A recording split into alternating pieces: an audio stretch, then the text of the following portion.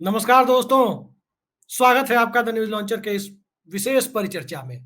विशेष परिचर्चा चुनावों को लेकर और बिहार झारखंड की परिस्थितियों को लेकर 28 अक्टूबर की सुबह एनडीए के नेताओं की पटना में बैठक बुलाई गई है। और एनडीए के नेताओं की बिहार एनडीए के नेताओं की बैठक इस वजह से बुलाई गई है क्योंकि ऊपरी तौर पर जो कहा जा रहा है कि चुनाव है, उपचुनाव है, झारखंड का चुनाव है, जहां दोनों पार्टियां मिलकर लड़ रही है। लेकिन वजह कुछ और है। झारखंड में जनता दल यूनाइटेड को 2 सीट मिली है लड़ने के लिए। तमाड़ से राजा पीटर और जमशेदपुर पश्चिम से सरयू राय संयोगवश दोनों सिटिंग चीफ मिनिस्टर को अपने अपने समय में हरा चुके हैं। बिहार की 4 सीटों में 1 सीट बेलागंज जदयू लड़ रही है और बेलागंज से जदयू उम्मीदवार है मनोरमा देवी। मनोरमा देवी को बहुत ज्यादा मदद नहीं मिल रही है भाजपा कार्यकर्ताओं की, ये बात भी खुलकर सामने आ रही है। लेकिन सवाल उससे बड़ा है और सवाल इस रूप में बड़ा हो जाता है क्योंकि भाजपा सांसद प्रदीप सिंह, अररिया के सांसद, उनका एक वीडियो वायरल होता है जिसमें वो कहते हैं कि अररिया में रहना होगा तो हिंदू बनकर रहना होगा। अब उसके आगे की परिस्थितियों को देखिए। सीमांचल के इलाके में गिरिराज सिंह हिंदू स्वाभिमान यात्रा लेकर निकल रहे हैं। अपनी तरफ से सांप्रदायिक माहौल बनाने में कोई कोर कसर नहीं छोड़ी जा रही है। लेकिन इन सब के बीच नीतीश कुमार चुपचाप बैठे हुए हैं। वो बिहार का दौरा कर रहे हैं और चुपचाप बैठते हुए बड़े दांव की तैयारी भी बताई जा रही है। बड़ा दांव किस रूप में? दरअसल 28 तारीख की सुबह बिहार में एनडीए नेताओं की बैठक होगी, लेकिन उसके बाद 28 तारीख को ही सेकेंड हाफ में दोपहर के वक्त जनता दल यूनाइटेड के सभी विधायकों, विधान पार्षदों और सांसदों को आनन फानन में बुला लिया गया है। बिहार सरकार के एक वरिष्ठ मंत्री के द्वारा व्यक्तिगत रूप से विधायकों, विधान पार्षदों और सांसदों को फोन कर पटना में मुख्यमंत्री आवास पहुंचने के लिए कहा जा रहा है, जहां यह बैठक आयोजित की जाएगी। इस तरह की बैठक कब होती है आनंद फानन में? 9 अगस्त 2022 और 28 जनवरी 2024, ये 2 तारीख याद रखिए। और इसके अलावा 27 जुलाई 2017 भी याद रखिए। और ये 27-28 तारीख को जब भी बैठक नीतीश कुमार करते हैं, लोगों के कान खड़े हो जाते हैं। तो संबंधों में किस कदर कटुता है। भाई वीरेंद्र जो राजद विधायक है वो लगातार कह रहे हैं कि बहुत जल्द नीतीश कुमार उन्हीं लोगों के साथ यानी राजद के साथ आ जाएंगे।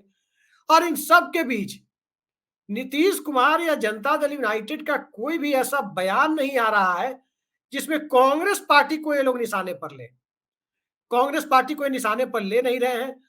और रांची के रेडिसन ब्लू होटल में पिछले दिनों तेजस्वी यादव भी थे, राहुल गांधी भी थे। एक ही होटल में रुकने के बावजूद दोनों की मुलाकात नहीं हो रही है। तो सियासत किस दिशा में है और खेल कौन सा है? इन सब पर चर्चा के लिए हम सीधे चलते हैं वरिष्ठ पत्रकार और जाने माने राजनीतिक विश्लेषक ऋषि मिश्रा जी के पास। ऋषि जी, बहुत बहुत स्वागत है आपका। जय जोहार, जय बिहार, आपको क्या कहे कुछ समझ में नहीं आ रहा, लेकिन बिहार में कुछ जय दिख नहीं रहा है। राजनीतिक रूप से देखा जाए तो क्षय की गुंजाइश ही ज्यादा दिख रही है। नीतीश कुमार ने एनडीए की बैठक के तत्काल बाद 28 अक्टूबर को अपने विधायक, सांसद और सांसदों की और विधान पार्षदों की यानी विधानमंडल और संसद के दोनों सदनों के सदस्यों की बैठक क्यों बुलाई है? तो पहला सवाल तो यह है आपसे कि इस बैठक को बुलाने के लिए कोई औपचारिक तौर पर ऐलान नहीं, बल्कि बिहार के एक वरिष्ठ मंत्री के द्वारा व्यक्तिगत रूप से एक एक विधायक, एक एक विधान पार्षद, एक एक सांसद को कहा जा रहा है। क्या है इसके पीछे का मकसद? चलिए, बहुत कुछ आपने बता ही दिया, लेकिन थोड़ा दर्शकों को और क्लियर कर दूं। नीतीश कुमार के स्वजातीय हैं वो मंत्री और नीतीश कुमार के काफी करीबी हैं और ऐसा चर्चा है कि उनके पर्सनल मोबाइल से हर विधायक, हर सांसद, चाहे वो राज्यसभा के हों, लोकसभा के हों, विधान पार्षद हों, उनको मैसेज दिया जा रहा है कि 28 अक्टूबर को नीतीश कुमार तमाम विधायक, सांसद और विधान पार्षद को एक खास बैठक के लिए पटना में बुलाया है। और इस प्रकार का डेवलपमेंट कब होता है? देखिए ऊपरी ऊपरी तौर पे देखिए अभिषेक जी, तो लगेगा कि विधानसभा का उपचुनाव चल रहा है बिहार में, झारखंड में विधानसभा चुनाव विधानसभा चुनाव होने हैं, जिसमें जेडीयू के भी दो उम्मीदवार हैं, सरयू राय और अजय पीटर। तो ऊपरी तौर पर तो ये लग रहा है कि बिहार में उपचुनाव है, झारखंड में विधानसभा चुनाव है। इसको लेकर नीतीश कुमार ने अपने तमाम विधायकों और सांसदों की बैठक बुलाई है। तो थोड़ा मैं आपको क्लियर कर दूं, यदि झारखंड में चुनाव है तो नीतीश कुमार झारखंड के जो प्रभारी हैं उनसे मिलेंगे। नीतीश कुमार झारखंड के प्रदेश अध्यक्ष हैं या झारखंड से संबंध रखने वाले तमाम नेताओं से मिलेंगे, ना कि तमाम बिहार के तमाम विधायकों को बुला लेंगे, ना कि तमाम राज्यसभा और लोकसभा सांसदों को बुला लेंगे, विधान पार्षदों को बुला लेंगे, और इम्पोर्टेंट जो नेता हैं जो डिसीजन मेकिंग में हैं जेडीयू के, उनको बुला लेंगे। तो हालांकि नीतीश कुमार कब क्या करेंगे ये नीतीश कुमार के अलावा शायद ही कोई जानता है। ब्रह्मा जी भी नहीं जानते होंगे, भगवान ब्रह्मा जी भी नहीं जानते होंगे कि नीतीश कुमार के मन में क्या चल रहा है। लेकिन इस प्रकार का डेवलपमेंट खासकर उसी दिन जिस दिन एनडीए के नेताओं का बैठक है, और एनडीए के नेताओं के बैठक के बाद नीतीश कुमार अपने तमाम नेताओं से मिलेंगे, विधायक, सांसद और विधान पार्षद से मिलेंगे। तो ये बड़ा डेवलपमेंट, मैं इसको बड़ा डेवलपमेंट के रूप में देखता हूं। और एक बात तो क्लियर है अभिषेक जी, इस बात से आप भी सहमत होंगे, दर्शक भी सहमत होंगे, कि भाजपा का एक धड़ा जिस प्रकार से इन दिनों राजनीतिक गोटियां सेट करने में लगे हुए हैं, जो गठबंधन धर्म से इतर जाके अपने एजेंडा को सेट करने में लगे हुए हैं, और ये एजेंडा बीजेपी को सूट भी करता है। हालांकि इस एजेंडा से बिहार में आज तक उनको बड़ा सफलता नहीं मिल पाया है जी। और उस एजेंडा में क्या है आप जानते हैं, गिरिराज सिंह ने जिस प्रकार से सीमांचल में उन्होंने यात्रा निकाला, आप देख लीजिए अररिया के जो सांसद हैं प्रदीप कुमार, उन्होंने जो बयान दिया है कि भाई सीमांचल में रहना है तो हिंदू बन के रहना होगा, अररिया में रहना है तो हिंदू बन के रहना है। मतलब अब सीमांचल अररिया मतलब पूरा सीमांचल को ले लीजिए, तो उनको वो कहीं ना कहीं पूरे सीमांचल के लोगों को टारगेट कर रहे हैं जी। और आपने एक डेवलपमेंट ये भी देखा होगा कि एक प्रदीप जी के यहाँ एक मुसलमान किसी व्यक्ति को पकड़ा गया, और ऐसा चर्चा है कि उनके कमर से पिस्तौल मिला। तो इस प्रकार का जो डेवलपमेंट हो रहा है, कहीं ना कहीं आप एक मतलब गठबंधन धर्म से अलग जाके अपना एजेंडा सेट कर रहे हैं, उससे भी नीतीश कुमार नाखुश हैं। और देखिए एक बात आप समझिए, इससे नुकसान किसको होगा? यदि फायदा थोड़ा बहुत बीजेपी को होगा तो नुकसान नीतीश कुमार को होगा, क्योंकि ये आप देखिए सीमांचल वो एरिया है जहां से तमाम जेडीयू के नेता चुन के आते हैं, अति पिछड़ा की बहुत बड़ी आबादी है।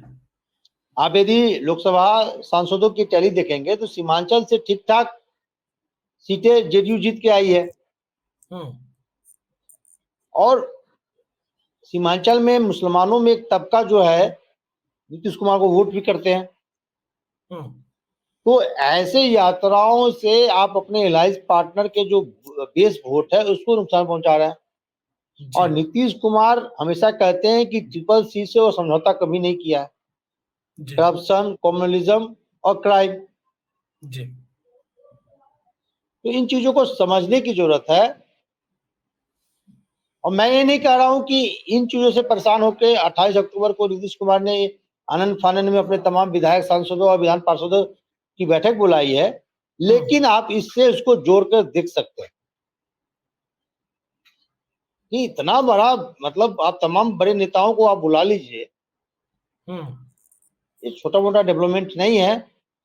हालांकि ऑफिशियली कोई डिक्लेयर जेडीयू ने नहीं किया इस प्रकार की बैठक का, लेकिन जो हमारे सोर्स हैं वो इस बात को कंफर्म कर रहे हैं कि 28 तारीख को जेडीयू ने विधायकों से मेरी बात हुई है, विधानसभा वालों से मेरी बात हुई है, और सबने कहा है, और सबने एक ही मंत्री का नाम लिया है कि फोन उन्हीं की तरफ से आ रहा है कि मुख्यमंत्री आवास पहुंचना है 28 तारीख को 1:30-2 बजे तक सबको पहुंच जाना। देखिए हालांकि मैं इसको भी कहा गया, एक सांसद से भी मेरी बात हुई। हालांकि हम उसको इससे जोड़ के नहीं देखते हैं, लेकिन एक बार जब गठबंधन में संबंध विच्छेद हुए थे तो उसी नेता ने, जिस नेता ने आज सबको मैसेज किया है, जी उसी नेता ने उस समय भी सभी विधायकों, सांसदों और विधान पार्षदों को मैसेज किए थे। जी मैं नाम इसलिए नहीं ले रहा हूं क्योंकि जेडीयू का ऑफिशियल ऑफिशियल स्टैंड इस पर डिक्लेरेशन नहीं नहीं आया है। है, जी इसलिए मैं नाम लेने एक से चीज बच रहा हूं। जी। एक चीज मैं बता दूं, और ऋषि जी आपको याद होगा कि वही मंत्री जी जिनका कॉल जा रहा है, उन मंत्री जी ने जदयू के दफ्तर में बैठकर एक बयान दिया था, प्रेस को बयान दिया था अभी 3-4 हफ्ते पहले, जिसमें उन्होंने कहा था कि नीतीश कुमार पर पलटने का आरोप तो बेबुनियाद है, वो तो कभी पलटते नहीं है। वो गाना सुने ना आपने, आदमी मुसाफिर है, आता है जाता है। उसी तरह से उन्होंने कहा था, उसी अंदाज में, उसी तर्ज पर, कि वो दूसरे लोग आते रहते हैं, जाते रहते हैं। मैं उसी तर्ज पे 2 लाइन सुना देता हूँ। जी नीतीश कुमार मुख्यमंत्री है, गठबंधन सहयोगी आता है जाता है, जेडीयू तो वही है। हाँ। एक चीज बताइए, भारतीय जनता पार्टी से जो जदयू के संबंधों में खटास है, इसमें तो कोई दो राय नहीं है। खटास इस मामले में है कि एक तो भारतीय जनता पार्टी जब बिहार में दिशाहीन लग रही है, तो हर बीमारी का एक इलाज सांप्रदायिकता। जब कुछ कमजोर होने पर आता है, जब लगता है कि बीजेपी की हालत खराब है, बटेंगे तो कटेंगे, हिंदुओं को बांटते हैं, इस तरह के बयान शुरू हो जाते हैं। मंगलसूत्र उठा के दे देंगे, भैंस उठा के दे देंगे। आप भी भैंस उस पाले हो तो देख लीजिएगा, मोदी जी खुद बोले थे कहीं कोई उठा के न दे दे किसी को। नहीं, आपको भी कहा मैं गया। हमारे गांव में हमारे पास 2 जोड़ी भैंस है और हमने जी सुरक्षा लगा रखा है। हाँ। पर्सनल सुरक्षा जो है बंदूकधारियों को लगा रखा ताकि कोई चुरा न सके। चलिए, आपने अच्छा किया, मोदी जी की सलाह मानिए। तो सवाल हमारा यही है, जब हर बीमारी का एक इलाज सांप्रदायिकता ढूंढ लिया गया है, उसी दरमियान दो और बातें आ रही है। हम पहले बात से जोड़ करके इसको जोड़ते हैं। मोटे तौर पर 3 सीटें बिहार झारखंड में जेडीयू लड़ रही है, झारखंड में 2, बिहार में 1। बिहार में जो कैंडिडेट है बेलागंज में सुरेंद्र यादव के बेटे के सामने, उनके ऊपर अभी एनआईए की रेड हुई थी, अभी कुछ दिन पहले, चंद हफ्तों पहले। और झारखंड में जो दो है वो दोनों जायंट किलर है, सरयू राय और राजा पीटर। जमशेदपुर पश्चिमी की स्थिति ये है कि भारतीय जनता पार्टी के कार्यकर्ता पूरे मन से सरयू या राय के लिए लगे हुए नहीं दिखाई दे रहे हैं।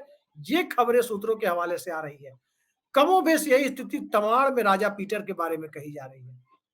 क्या नीतीश कुमार इस वजह से नाराज है, या फिर जो गिरिराज सिंह की यात्रा, प्रदीप सिंह के बयान, ये सारी चीजें हैं, इनसे उनकी नाराजगी है? वजह क्या है? देखिए खेल बहुत बड़ा है, जी लेकिन स्पष्ट संकेत नहीं मिल रहे हैं, इसलिए मैं नहीं कह रहा हूं, क्योंकि दर्शक समझेंगे कि ये लोग ऐसे ही बात करते हैं, लेकिन खेल बहुत बड़ा है। गिरिराज सिंह यूं ही यात्रा पे नहीं निकले। मैंने उस दिन भी कहा था, यदि बिहार भाजपा के अध्यक्ष दिलीप जायसवाल गिरिराज सिंह की यात्रा से डिस्टेंस कर रहे हैं और रियल में यदि पार्टी हाईकमान ऐसे यात्रा को पसंद नहीं कर रहे हैं, तो क्या गिरिराज सिंह की इतनी कैपेसिटी है, इतनी हिम्मत है कि बिना नरेंद्र मोदी, अमित शाह या पार्टी के बड़े नेताओं के आशीर्वाद के बिना इतना बड़ा यात्रा वो भी सीमांचल में निकाल सकते हैं? यानी पार्टी हाईकमान अदालत में जहां मैनेज करके यानी बिठाया जाता है, टेलीविजन वाली अदालत में यात्रा शुरू करने के पहले जाके बैठा दिए जाए, 1 घंटा लोगों का दिमाग खाने। आपने बिल्कुल बिल्कुल सही कहा, मीडिया मैनेजमेंट भी किया गया। और गिरिराज सिंह का मीडिया मैनेजमेंट, या तो गिरिराज सिंह का खुद का मीडिया मैनेजमेंट है या ऊपर से मैनेज किया जाता है। कोई भी बयान आता है, आप देखिएगा, एक तरफ इंडिया गठबंधन के किसी नेता का बयान, उसके रिएक्शन में तो किसी एक नेता का बयान आता है, वो गिरिराज सिंह का बयान आता है। वो ये ना तमाम न्यूज खबर जो है इसको बहुत मतलब खूब चलता है गिरिराज सिंह का बयान। तो गिरिराज सिंह बिना अमित शाह, नरेंद्र मोदी के आशीर्वाद के ऐसे यात्रा नहीं निकाल सकते। जी तो क्या मेरा सवाल ये है कि क्या कोई ऑपरेशन जेडीयू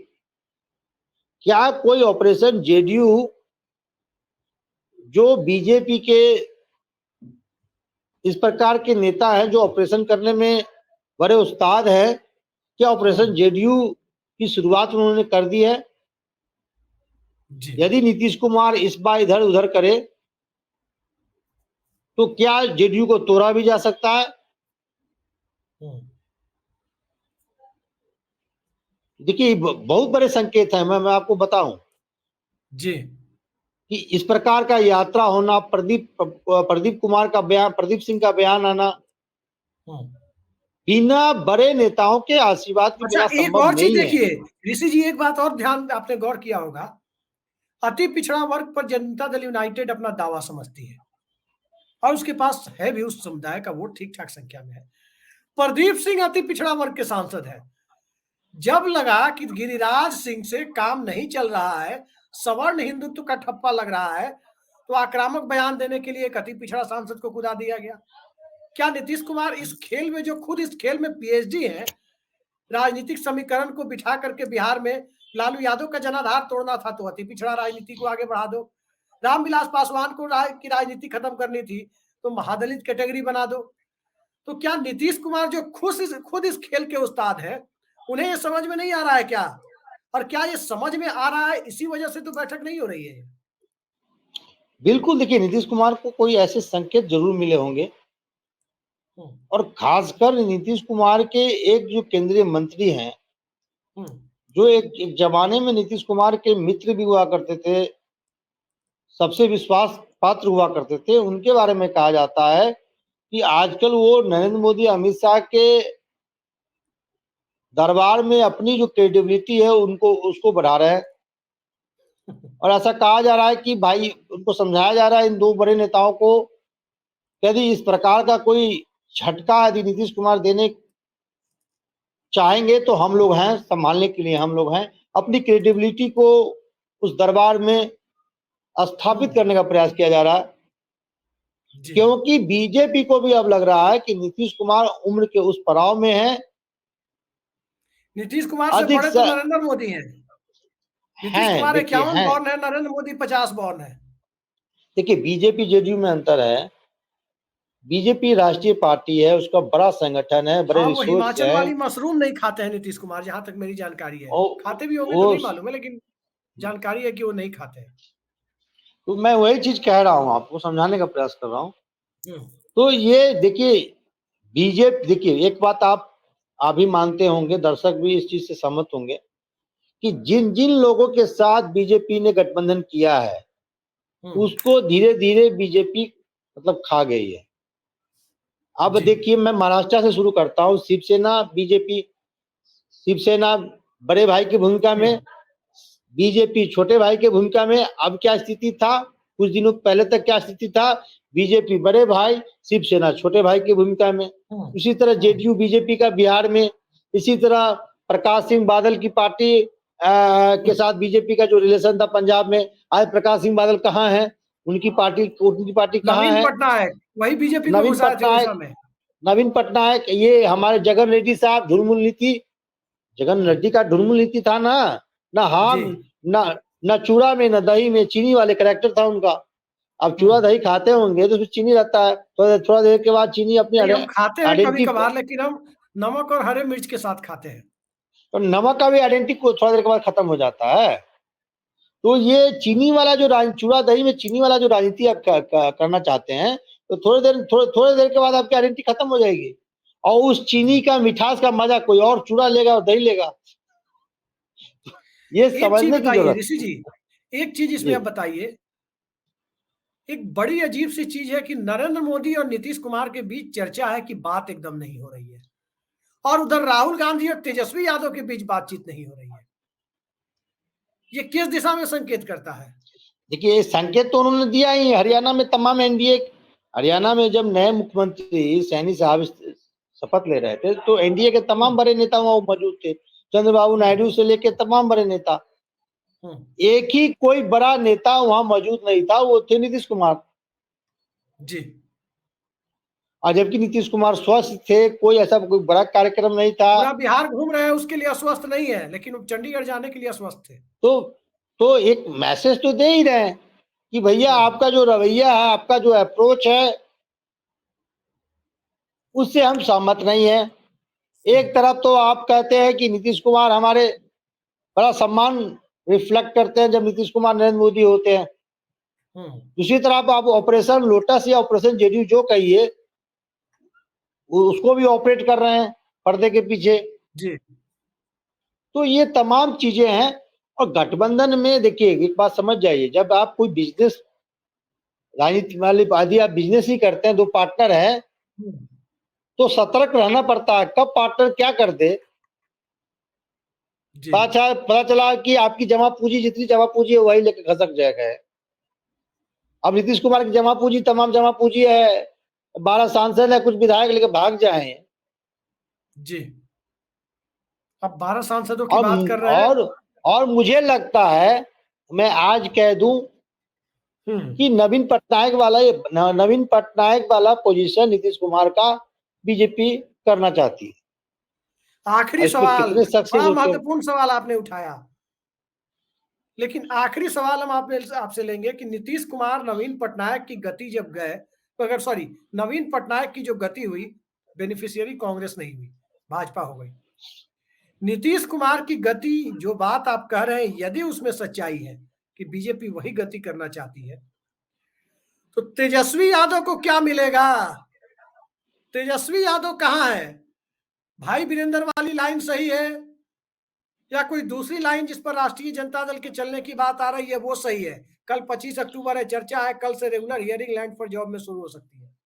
एक बात आप जान जाइए, यदि जेडीयू जैसे जैसे कमजोर होगी और चुनाव बाइपोलर होते चला जाएगा, वैसे वैसे राजद का भी जो एक तरह से आधार कुछ वर्गों में उनकी जो मतलब विश्वसनीयता थी जो कम हो गई थी, और एंटी बीजेपी जो वोट होगा वो उधर जाने की संभावना बढ़ सकती है। तो बाइपोलर चुनाव होता है। लेकिन आप ही कहते हैं कि एक समुदाय विशेष की लठैती से अंत में जाकर के लोग वोट दे आते हैं। मैं तो जैसे फिजिक्स में कांस्टेंट होता है, केमिस्ट्री में कांस्टेंट, मैं इस बात को लेकर हमेशा स्टैंड करता हूँ। यदि इस बीमारी से तेजस्वी यादव और राजद इस बीमारी को खत्म कर दे तो तेजस्वी यादव को सीएम बनने से कोई नहीं रोक सकता है। मैं दावे के साथ कह रहा हूँ। आज भी राजद के पास जो आधार वोट है वो किसी के पास नहीं है, न बीजेपी के पास है, न जेडीयू के पास है, न कांग्रेस के पास है, न लेफ्ट के पास है। लेकिन राजद से, तेजस्वी यादव से, युवा नेता तेजस्वी यादव से बहुत समाज के एक बड़ा हिस्सा जुड़ना भी चाहता है। तो जो मैंने कारण बताया उसके कारण नहीं जुड़ पाते, जुड़ भी जाते हैं, मन भी बना लेते हैं, लेकिन घर से बूथ तक जाते जाते वो मन बदल जाता है। ये तो मैंने कईयों के मुंह से सुना कि घर से मन बना के चले थे किसी और को वोट देंगे। मेरे ही घर में झंडा डंडा, रास्ते में झंडे और डंडे का उत्साह देख करके उनका मन बदल गया। भाई साहब, मेरे ही घर में एक ठीक ठाक संख्या इस विधानसभा चुनाव में एक खास दल के विरोधियों की है कि कही है। हाँ, और वो देना चाह रहे थे, लेकिन जैसे ही बूथ पे गए और डेवलपमेंट देखे, भाई बोले ना भाई हाथ जोड़ते हैं, हम तो देंगे, तो फिर चला भाग गए हो। तो इस बीमारी से तेजस्वी यादव को छुटकारा पाना होगा, और जो सलाहकार मंडली उन्होंने बना रखा है उनसे भी छुटकारा पाना होगा। मैं बार बार कहता हूं, लालू यादव की तरह रघुवंश बाबू जैसे नेता को लाइए, लालू यादव की तरह अब्दुल बारी सिद्दीकी जैसे नेताओं को लाइए, लालू यादव की तरह शिवानंद तिवारी, ऐसे समझदार बुद्धिजीवी नेताओं को लाइए। रमई राम, एक जमाने में रमई राम लालू यादव के सहयोगी हुआ करते थे, ऐसे नेताओं को आगे लाइए जो आपके आधार वोट में कुछ न कुछ जोड़ सके। लालू यादव के करीबी सहयोगियों की आप जिक्र करें, आपको देख के आश्चर्य होगा, तब उस समय स्वजातीय लॉबी बहुत ताकतवर नहीं थी लालू यादव के आसपास। अरे आपके बेतिया में कौन, अताउर रहमान कौन थे? जी, मोतीउर रहमान। मोतीउर रहमान बाद में आए थे, वो तो बहुत बाद में आए थे, वो तो कांग्रेस में थे पहले। लालू यादव के आसपास जो लोग थे, रघुनाथ झा, रघुवंश प्रसाद सिंह, जगदानंद सिंह, बेगूसराय वाले रामजीवन सिंह, कपिल देव सिंह, बढ़िया, ये पूरी टोली थी लालू यादव के आसपास। रमई राम आपने जिक्र किया, सहरसा वाले अशोक सिंह, नरेंद्र सिंह, ये सब लोग लालू यादव के आसपास थे। उस समय तो शायद ही कोई लालू यादव के स्वजाती, अब्दुल बारी सिद्दीकी थे, तब गुलाम सरवर थे, शायद ही इक्का दुक्का कोई लालू यादव के स्वजातीय उनके आसपास दिखते थे। और जब तक यह स्थिति थी, लालू यादव पीक पर थे, 95 का चुनाव जीत करके आए, और 95 के बाद जैसे ही लालू यादव बदलना शुरू हुए, स्वजातीय लोगों का घेरा बढ़ना शुरू हुआ, उसके बाद लालू यादव 1995 के बाद एक चुनाव नहीं जीता पाए, एक अच्छा, चुनाव लालू आज यादव नहीं जीता पाए। एक बड़ी खबर ये भी है कि देखिए प्रशांत किशोर ने अपने 2 जगह साथ बेलागंज और क्या कहते हैं देखिए, प्रशांत तरारी किशोर के में। कैंडिडेट के बारे में मैंने पता किया, दम उनके किसी कैंडिडेट में नहीं है उतना ज्यादा जिसको लेकर के हम लोग नहीं, चर्चा करें, अपना समय जाया करें। तरारी में नहीं, चर्चा कैंडिडेट को लेकर नहीं है, चर्चा ये है कि इतने बड़े चुनावी विशेषज्ञ, चुनाव लड़ाने का इतना बड़ा अनुभव और टेक्निकल फॉल्ट, देखिए जिस व्यक्ति को उम्मीदवार बनाया उस लेफ्टिनेंट जनरल का बिहार के मतदाता सूची में नाम ही नहीं। अरे भाई और साहब, ये बिहार जिसको है। लेकर बेलागंज में, सुनिए ना, बेलागंज में तमाम लोगों ने जिस व्यक्ति को उम्मीदवार बनाने की पेशकश की, उसको न बना के एक प्रोफेसर साहब को बना दिए। अब दोनों जगह उम्मीदवार बदलना पड़ रहा है। अब सुनिए तरारी में किसी किरण जी हैं, उनको कार्यक्रम के टिकट अंत दिया में गया।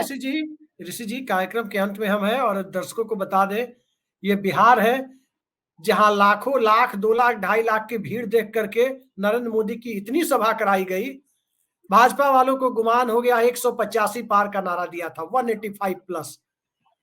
और जब 1/4 सीटें भी, भाजपा छोड़ दीजिए, एनडीए को भी 1/4 सीट नहीं आई बिहार में, 1/4 से नीचे सिमट गई एनडीए, तब एहसास हुआ कि उसके बाद आज तक कॉन्फिडेंस बीजेपी को नहीं मिला। नीतीश कुमार को लाना पड़ा, 22 जीतने के बावजूद 17 पर कंप्रोमाइज करना पड़ा, रामविलास पासवान सीट झटकते रहे, जीतन राम मांझी तक को, उपेंद्र कुशवाहा तक को एकोमोडेट करना पड़ा कि किसी तरह से बिहार की गुंजाइश बने। ये बिहार गुजरात नहीं है, ये बिहार राजस्थान में नहीं है। बिहार में चाय पान की दुकान पर बैठने वाला आदमी भी मैकियावेली से कम राजनीति को नहीं समझता है। ये स्वघोषित बिहार में हर चौक चौराहे पर मैकियावेली मिल जाएंगे आपको। जो पॉलिटिकल साइंस के स्टूडेंट है जानते हैं कि मैकियावेली कितने बड़े पॉलिटिकल साइंस के थिंकर थे। पूरी दुनिया में द प्रिंस उनकी किताब है, सबको पढ़नी चाहिए, कमाल की राजनीति शास्त्र के ऊपर लिखी गई किताब है। तो यहाँ गली मोहल्ले में मैकियावेली मिल जाएंगे। तो उस बिहार में प्रशांत किशोर राजनीति करने चले और सिर मुड़ाते ही ओले पड़े वाली स्थिति हो गई। और उस बिहार में नीतीश कुमार को निपटाने की कोशिश बीजेपी करती रही। कितनी कामयाब होगी कितनी नहीं होगी ये तो वक्त बताएगा, लेकिन याद रखिए 28 अक्टूबर सेकेंड हाफ जनता दल की यूनाइटेड के विधायकों, विधान पार्षदों और सांसदों को फोन जाना शुरू, सबको पहुंचने के लिए कहा गया। और फिर उस दिन क्या होगा 28 अक्टूबर को, क्या 28 जनवरी होगा या कुछ दूसरा होगा? 28 जनवरी की बैठक आपको याद है, नीतीश कुमार ने बैठक बुलाई, इस्तीफा दिया, या 9 तारीख वाला कोई और घटना कहा गया कि रुमाल या शायद गमछा भूल गए थे राजभवन में, रुमाल गमछा या स्वेटर कुछ भूल गए थे, दोबारा भी चले गए थे। तो नीतीश कुमार को राजभवन जाने में देर नहीं लगता है, एक दिन में 4 बार भी जाना पड़े वो जा सकते हैं। तो भारतीय जनता पार्टी को सतर्क रहना होगा। ऋषि मिश्रा जी ने सतर्क कर दिया है, और आज ऋषि मिश्रा जी कुछ बता नहीं रहे हैं। ये वही पत्रकार है जो सबसे पहले ट्वीट कर बता देते हैं 9 अगस्त 2022 खेला होने जा रहा। अब 28 अक्टूबर को खेला होने जा रहा या नहीं होने जा रहा, क्या बिहार की दिवाली एनडीए सरकार के अधीन ही मनेगी, या बिहार में दिवाली वाकई इंडिया गठबंधन के लिए दिवाली के स्वरूप में सामने आएगी? इसके लिए हमें थोड़ा इंतजार करना होगा। 28 तारीख में अभी 3 दिन है, आज 24 तारीख है, 25, 26, 27, अभी 3 दिन में कुछ चीजें स्पष्ट हो जाएंगी। ऋषि जी हमारे साथ रोज की तरफ बैठेंगे, बीच में थोड़ा गैप हो गया था, और बताएंगे कि 28 तारीख को क्या होने जा रहा है। ऋषि जी ही वो पत्रकार है, लोग यकीन नहीं कर रहे थे, मैं वीडियो कर रहा था, ऋषि जी ट्वीट कर रहे थे। और 8 तारीख को, 8 अगस्त को शुरू में लोगों ने भरोसा नहीं किया, और 8 अगस्त 2022 को तमाम गोदी एंकर अपनी टीम को लेकर के पटना पहुंचने लगे। और कुछ गोदी एंकरों को और एंकरनियों को, एक आध तो एंकरनी ऐसी थी जिनको भीड़ ने पटना में हाय हाय के नारे भी लगा दिए थे 9 अगस्त की सुबह में, वो एक अलग नजारा था। तो ये पटना है, नारे लगाती है लेकिन मर्यादा के दायरे में। ये बिहार है, यहाँ राजनीति भी नीतीश कुमार मर्यादा के दायरे में करते हैं, और पलटा देते हैं दूसरे को, खुद नहीं पलटते हैं। तो देखते जाइए पलटासन के इस खेल में जो नया योगासन आया है, इतना ट्रेन कर तो पलटा ही जाता है। तावा थोड़ी इतना पलटता है, रोटी पलटता है। इतना ट्रेन कर दिया है नीतीश कुमार ने भाजपा और राजद को पलटासन के इस खेल में कि बाबा रामदेव को भी एक योगा और सिखा देंगे ये लोग, पलटासन। तमाम आसन आपने सुना होगा, उसमें एक योगा और सिखा देंगे, पलटासन। और ये दोनों पार्टियों के लोग रामदेव को सिखाने की कुवत रखते हैं, राजद और भाजपा को, क्योंकि इतनी बार पलटासन इनका हो चुका, इतनी बार ये पलट चुके बिहार में, क्या राजद क्या भाजपा, इतनी बार दोनों पलट चुके कि अगर किसी को पलटासन हमारे दर्शकों को सीखना हो, कहीं जाने की जरूरत नहीं है। बिहार राजद के नेताओं को पकड़िए और बिहार भाजपा के नेताओं को पकड़िए, दोनों पलटते अलटते रहे हैं और पलटासन आपको सिखा देंगे। तो क्या 28 अक्टूबर को पलटासन की तैयारी है, या पलटासन की उस दिन प्रस्तावना जो किताब की भूमिका होती है वो लिख दी जाएगी? देखते हैं क्या होता है। ऋषि मिश्रा जी ने बहुत सार्थक चर्चा की आज, बहुत बहुत धन्यवाद ऋषि जी, नमस्कार।